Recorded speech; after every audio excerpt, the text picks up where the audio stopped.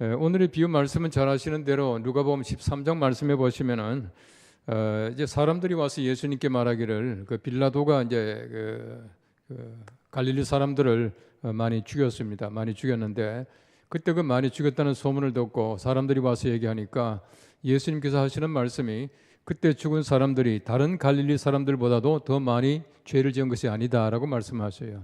죄가 더 많은 것이 아니다라고 말씀하십니다. 또 그 전에 실로암의 망대가 무너져서 그 18명이 세상을 떠났습니다. 죽었는데 실로암 망대가 무너져서 죽은 사람들이 다른 사람보다도 죄가 더 많은 것이 아니다라고 하는 것을 얘기해 주고 있습니다. 이런 사람들이 보면은 일반적으로 사람들은 인과적인 생각을 가지고 어떤 사람들이 뭐 이런 갑자기 어떤 병고를 당했다 하면은 그 사람이 어떤 죄를 지었다라고 생각한다는 것이에요. 이런 사람들이 죽는 방법이 여러 가지입니다. 병 걸려 죽기도 하고 사고로 죽기도 하고 또 우리가 이제 연세가 드셔서 자연스럽게 죽는 사람도 있지만은 우리가 죽는다라고 하는 것은 하나님께 가는 하나의 방법이지 우리가 꼭 어떤 뭐 사고로 죽었다고 해서 그 사람이 죄가 많고 이런 건 아니에요. 사람들이 일반적으로 그렇게 많이 생각하거든요. 그러니까 예수님께 와서 그 질문을 했는데 예수님께서는 그 질문 다음에 주신 그 말씀이 바로 이 비유의 말씀, 오늘의 비유의 말씀이다. 그렇게 말하고 있습니다.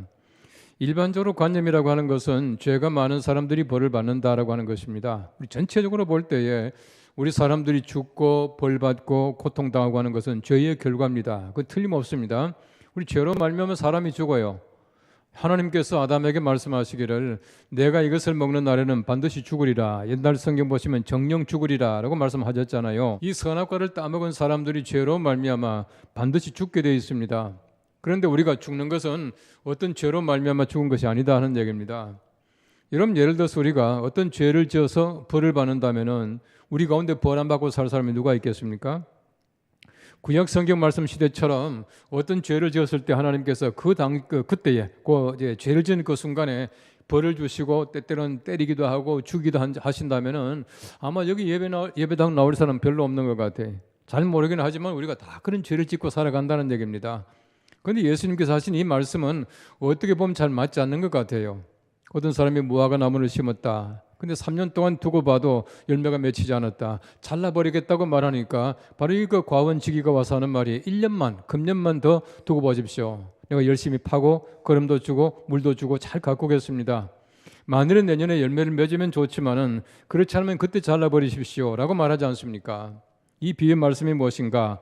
우리가 다시 한번 생각해 보면서 우리 하나님께서 우리에 대한 기대감, 하나님께서 우리에 대한 인내심, 하나님의 사랑을 다시 한번 느껴볼 수 있는 귀한 시간 되시기를 바랍니다. 오늘 성경 말씀에 등장하고 있는 무화과 나무를 보십시오.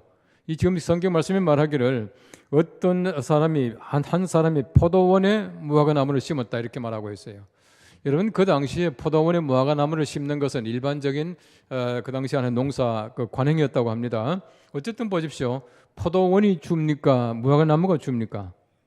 포도원이 줍니다. 그죠? 이 포도원이 줍니다. 그 당시에 포도원이나 또 무화과 나무라든지 이런 모든 것들은 그 당시에 흔히 그 이스라엘 백성들이 가지고 있던 것이에요. 특별히 그 무화과 나무라고 하는 것은 열매를 굉장히 잘 열린다고 해요. 제가 한번 어디 지나가다 보니까 전라남도 저기 목포 가까이 갔을 때 같은데 그 지역에서 그 무화과 그 열매가 굉장히 많이 나오더라고요. 많이 나오던데 어쨌든 보십시오. 무화과 나무라고 하는 것은 열매를 많이 맺는 것이래요.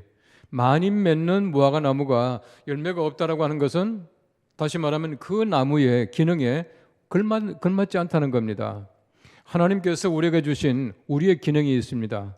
하나님께서 우리에게 베풀어 주신 은혜가 있는데 그 하나님의 은혜와 하나님의 기대감에 미치지 못할 경우를 많이 볼 수 있다 하는 것입니다.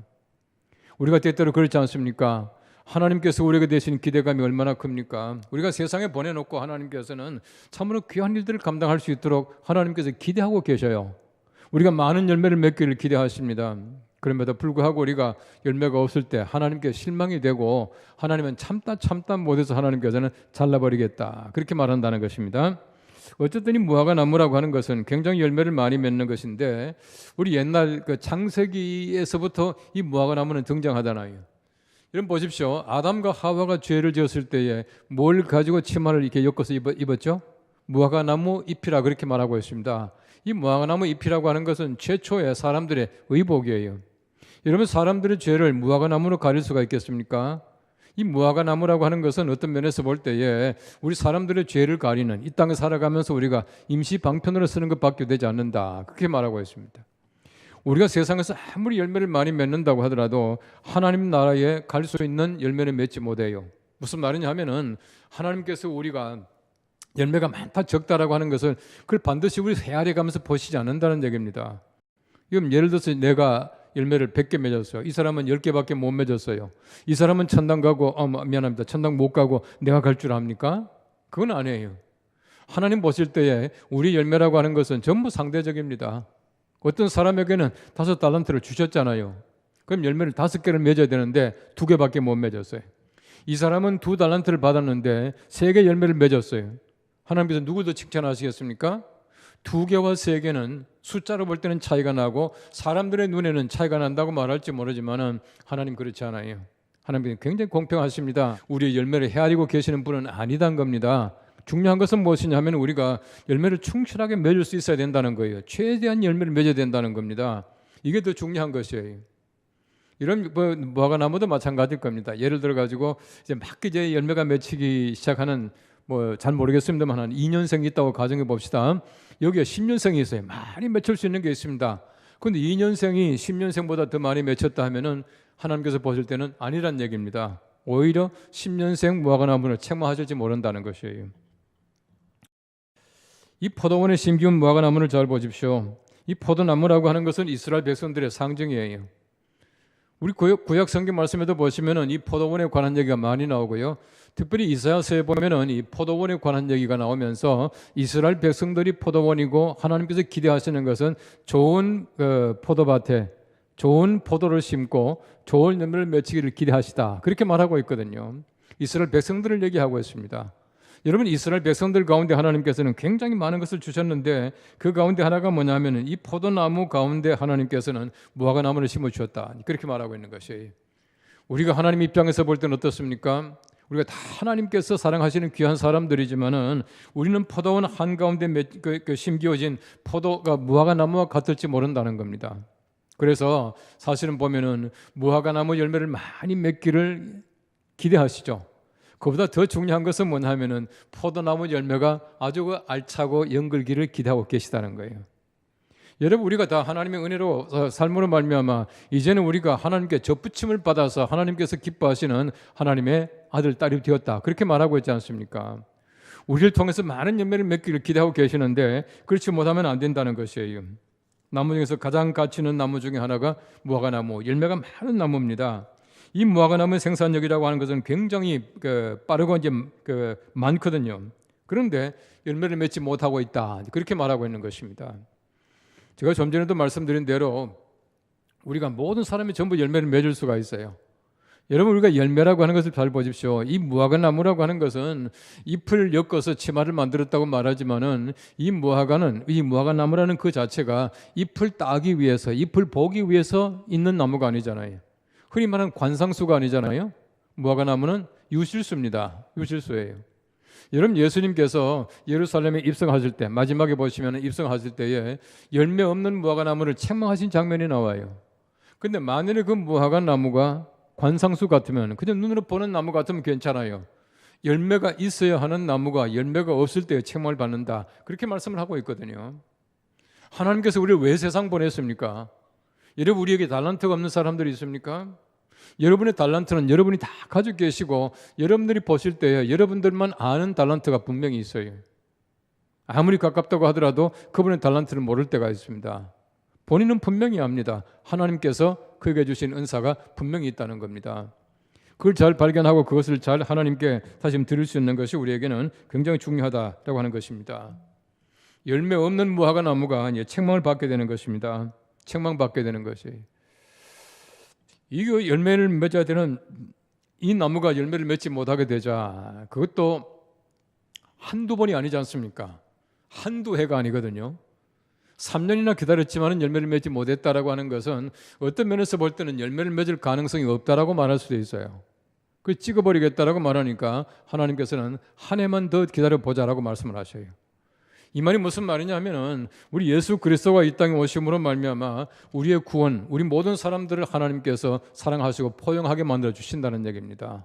아버지 입장에서 볼 때는 찍어버립시다라고 찍어버리자고 말했지만은 그 아들 입장에서는 한 해만 더 기다려 보십시오. 내가 걸음을 주겠습니다. 물을 주겠습니다. 잘 가꾸겠습니다라고 말했다고 하는 것입니다.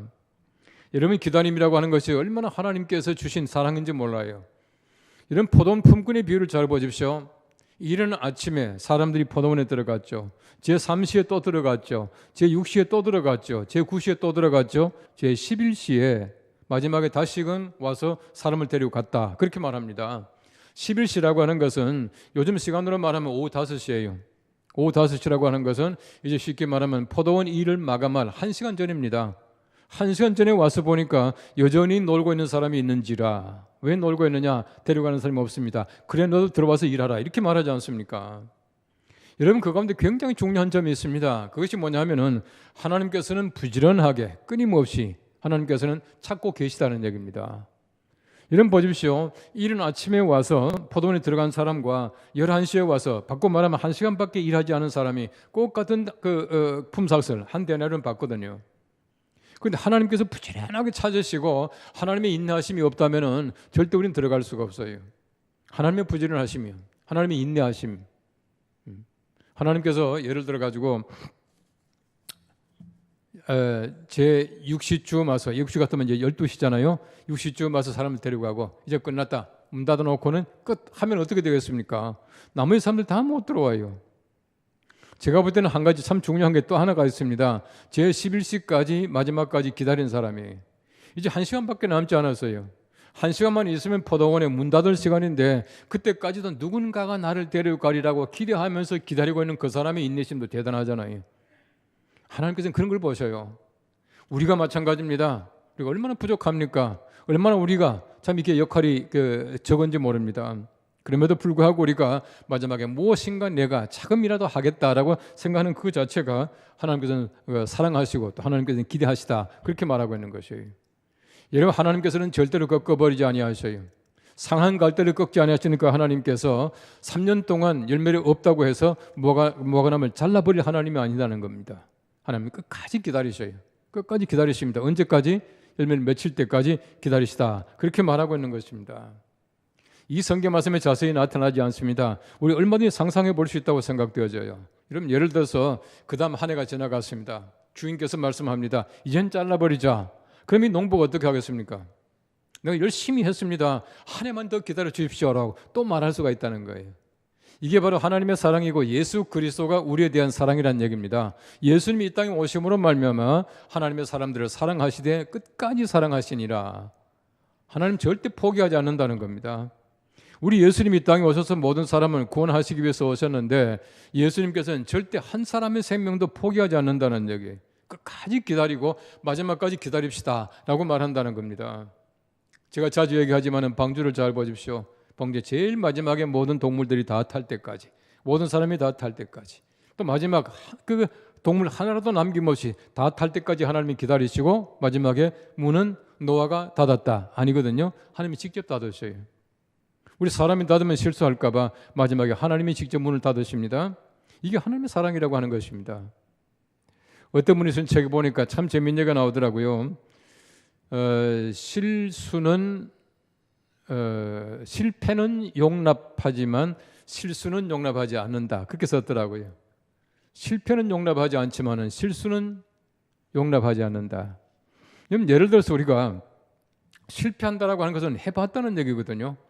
어떤 분이 그렇게 말하더라고요. 한 번도 시도해보지 않고 있는 것보다는 시도하고 실패하는 게 더 낫다. 그렇죠? 예. 우리가 시도하고 실패 얼마든지 할 수 있습니다. 여러분, 저도 눈에 보지 않은 실패 얼마나 많이 하는지 몰라요. 우리 연동교회 교원들도 그거 잘 몰라요. 제가 우리 교회 이런 것 저런 거 얼마나 많이 그 교회 가지고 와서 해봤습니까? 해보니까 우리 교회 안 되는 게 있어요. 다른 사람들 볼 때는 실패했다라고 말할지 모르지만은 저는 실패가 아니라고 봅니다. 뭐냐 하면은 해봤는데 우리 교회는 맞지 않더라라고 하는 것이 얼마든지 있을 수가 있어요. 우리 모든 사람에게 다 마찬가지입니다. 우리 열심히 시도하지만은 되지 않는 것들이 분명히 있습니다. 하나님께서는 그걸 굉장히 기뻐하세요. 우리가 한 번도 시도해보지 않고 가만히 있는 것보다는 시도하고 실패하는 것들이 훨씬 낫습니다. 하나님께서는 우리의 실수는 실패는 용납하시지만은 실수하는 것, 시도하지 않는 것 절대 용납하지 아니하셔요. 여러분 성경 말씀해 보십시오. 우리가 진짜 성경 말씀해 보시면은 땅만 버리는 사람들이 참 많이 있어요. 주님께서 하시는 말씀이 어떻게 나무를 심어놨더니 땅만 버리느냐라고 말하고 있거든요. 요즘식으로 말하면요, 어떻게 쌀만 축내느냐 이렇게 말한다는 거예요. 예? 그래서 쌀값도 못한다, 밥값도 못한다 이런 말 하지 않습니까? 여러분 예수님께서 가룟 유다에게 하신 마지막에 저주의 말씀 기억합니까? 너는 차라리 태어나지 않았더라면 좋을 뻔했다. 여러분 세상에 그런 저주가 어디 있습니까? 여러분 세상에 있으나 마나한 사람이 있겠습니까? 전부 가치 있는 사람들이, 우리 한 생명 한 생명이 얼마나 귀합니까? 그런데도 주님께서 하시는 말씀이 너는 아무 가치가 없다, 태어나지 않았으면 좋을 뻔했다 라고 말한다면 그는요 최고의 저주입니다. 왜 땅만 버렸냐? 우리가 세상에 와서 땅만 버린 사람, 밥만 축내는 사람, 이런 사람이 되어서는 안 된다는 거예요. 우리가 세상의 삶으로 말미암아 무엇인가 우리의 흔적이 있어야 돼요. 우리 족적이 남겨져야 합니다. 여러분 에브라함 링컨이 그런 얘기를 했습니다. 사람이 나이가 40 되기 전까지는 자기 얼굴은 자기 책임이 아니라는 거예요. 우리 부모가 준 책임입니다. 우리 부모님이 나를 이렇게 낳아주셨어요. 다른 사람들이 볼 때는 뭐 어떻게 할지 모르지만 제가 볼 때는 괜찮아요. 근데 중요한 건 뭐냐면은 나이가 40 넘어서는 자기 얼굴을 자기가 책임져야 된다. 그렇게 말을 하고 있어요. 그래서 아브라함 링컨은 그런 얘기를 했습니다. 내가 이 땅에 삶으로 말미암아 세상이 조금 좋아졌다는 말을 들을 때까지 나는 세상에 살고 싶다. 그런 말을 남겼어요. 내가 세상의 삶으로 말미암아 뭔가 좀 달라져야 되지 않겠어요? 내가 세상에 산 가치가 있어야 되지 않습니까? 근데 아무런 가치가 없다면 되겠습니까? 사람은 죽어서 이름을 남긴다는데 땅만 버리면 안 된다. 그렇게 말하고 있는 것이에요. 우리 하나님께서는 자비하심으로 인내하십니다. 3년을 기다리셨습니다. 그럼에도 불구하고 우리가 땅만 버리는 아무런 가치 없는, 우리가 이제 밥값도 못하는 그런 삶이 되어서는 안 된다. 무엇인가 우리가 흔적을 남길 수 있어야 된다. 그렇게 말하고 있는 것입니다. 이 과원지기의 강청, 그 주인에 대해서 한 번만 더 기다려달라고 하는 이 강청은 바로 예수님께서 이 땅에 오셔서 하신 예수님의 말씀, 예수님께서 하나님께 대한 말씀이다. 그렇게 말하고 있어요. 여러분 주기도문을 잘 보십시오. 주기도문 그 내용에 보시면은 우리가 우리에게 잘못한 사람을 용서해 준 것 같이 우리가 하나님의 용서를 받기 위해서 기도하라. 그렇게 말씀하고 있지 않습니까? 얼마든지 잘못할 수 있어요. 그럼에도 불구하고 예수님께서는 이 땅에 오심으로써 우리를 얼마나 옹호하시는지 몰라요. 우리가 많이 죄를 짓고 살아가거든요. 그걸 가르쳐 주시는 것이에요. 우리에게 잘못한 사람을 용서해 준 것 같이 우리 죄를 사해 달라고 기도하여라. 이 말이 무슨 말입니까? 잘못하는 거 다 알고 있거든요. 예수님께서는 바로 우리 잘못까지, 우리 어떤 죄성까지도 옹호하고 계시다는 겁니다. 만일에 예수님의 그런 마음이 없다면 잘라버립시다. 나도 아버지하고 똑같은 생각입니다 라고 말했다면 큰일 나지 않겠습니까? 그럼 예수님께서 오실 필요도 없지 않습니까? 예수님께서는 마지막 끊어져 가는 그 끈까지 절대 그 끊지 않으시고 붙잡고 계시다는 거예요. 여러분 사람 보십시오. 그 생명을 예수님께서는 얼마나 아끼시는지 몰라요. 우리 예수님의 마음속에는 절대 포기하지 않습니다. 한 사람이라도 마지막까지 열매 맺고 하나님의 거룩하신 나라 가기를 기다리고 계시다라고 하는 것이에요. 여러분 소돔과 고모라를 위한 아브라함의 기도를 보십시오. 얼마나 끈질긴 기도입니까? 여러분 보통 사람 같으면 만일에 의인 50명 있다면 어떻게 하십니까? 그 다음 40명 있다면 어떻게 하십니까? 안 되겠구나, 끝, 할지 몰라요. 그런데 보십시오, 마지막까지 하나님께 기도해요. 이것이 바로 아브라함의 사랑이라고 하는 겁니다. 인내하심이에요. 하나님의 마음을 알기 때문에 그런 겁니다. 하나님 거절하지 아니하시고 하나님께서는 끝까지 아브라함의 기도를 하나님께서는 응답하셨어요. 성취는 못했지만은 반드시 들어주십니다. 이게 바로 아브라함의 믿음이라고 하는 거예요. 여러분 예수님께서 이 땅에 오심으로 말미암아 바로 그런 믿음을 가지고 우리를 위해서 간구해 주시는 겁니다. 어떻게 간구하십니까? 절대로 우리가 멸망당하지 않고 어떻게 하든 구원받을 수 있도록 하나님께서 그렇게 해주시다. 그렇게 말하고 있는 것입니다. 여러분 예수님께서 한 사람 한 사람에게 대한 예수님의 마지막 멸망당하지 않기를 위한 끈기 같은 거 보십시오. 성경 보시면요, 여러분 베드로가 예수님 3번 모른다고 했죠. 근데 그때 성경 말씀 누가복음 보시면은 예수님과 이게 막 예수님 모른다고 하던 베드로가 서로 눈이 마주쳐요. 예수님 보셨다.